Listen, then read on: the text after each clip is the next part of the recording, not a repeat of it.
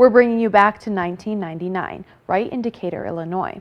7 young men participated in a fight at a high school football game that was ultimately led to divide the entire Decatur community. Here today, we check in with the people who were involved in this incident. The city of Decatur went into a complete divide back in 1999, one side supporting the Decatur School Board and the other supporting the 7 young men. These boys participated in a fight at an Eisenhower High School football game with no weapons and no one being hospitalized. 6 of these young men were students at the time, and due to the school district's zero-tolerance policy for violence, the students were expelled for 2 years with criminal charges filed against them. Courtney Carson was the one who had started the fight 23 years ago. 99 was a frightening part of my life, right? Young adolescent. Some would say misguided. My friends and I went to a football game, and the day before we had an altercation with an individual who was a friend of mine, a childhood friend of mine, but he had kind of started hanging out with the opposite clique, an organization, right? And so we approached him at the football game, and he said something back, so quite naturally we got to fighting. The 17-second fight led the school board to expel each of the 6 students.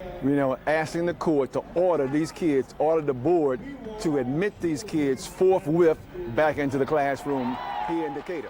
This story got national attention of major activists at the time. Reverend Jesse Jackson and the Rainbow Push Coalition brought hundreds of supporters to stand up for these kids. It was like Jesus walking on water when he walked into the city. He got the ministers involved, and then they began to mentor us because we didn't have that kind of direction that we needed in our lives at that particular point in time.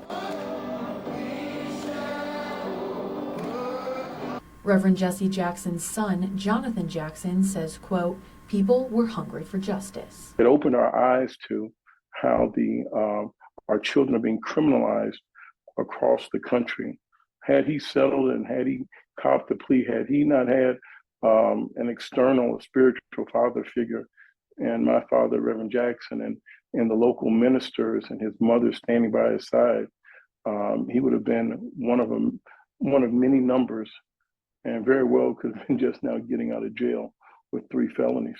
After countless meetings with Jesse Jackson and the Decatur School Board, Governor George Ryan came in from Springfield to try to mediate the situation. My offer was to allow these young men to go to an alternative program and get credit for it. Carson thanks Jesse Jackson, Governor Ryan, his family, friends, and supporters for standing by his side. I was able to get a GED. I was able to go to college. I was able to get my master's degree. I was able to get employment. Years later, Reverend Courtney Carson is now a member of the very same school board that had once expelled him back in 1999. And when I saw his name on that school board, I cried.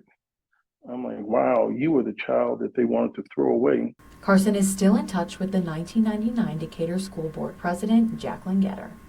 I was the president of the school board at the time.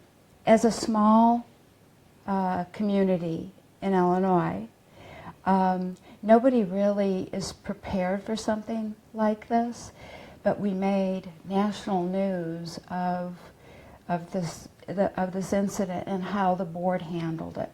I want to thank you for saving my life. And I know, this is, I mean, when somebody says something like that to you, you just pause and say that something that we did together helped this young man. Yeah.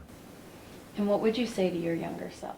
So I would have told my younger self, man, pay close attention to the relationships you have and focus on those and learn. And just so happened I had to go through what I had to go through to be exactly who I am today. With the back and forth debate between sticking by the school board or standing up for these young kids, this story has truly come full circle.